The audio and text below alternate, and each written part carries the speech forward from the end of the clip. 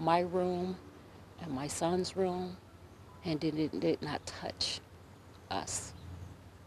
Who else could it have been but God? Rosetta Cobb is truly thankful. Speaking about the storm brings tears to her eyes. I felt like somebody picked us up, placed us in the scene of a movie. And when the storm rolled in, nothing but chaos followed. It felt like an airplane getting ready to crash. She screamed for her husband. And the next thing I know, he pushed me on the floor and jumped on top of me, and it went to a dead silent. What she heard was this tree cracking into two, slamming down on her lawn and on her car. The top of the car bent like a pop can. And when we came out and saw that tree on that car, oh my goodness. What else can I say?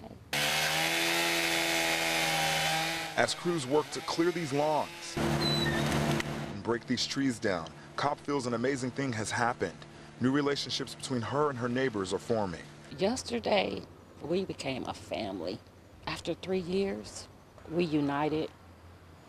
We did whatever we could. Hugs without words was priceless.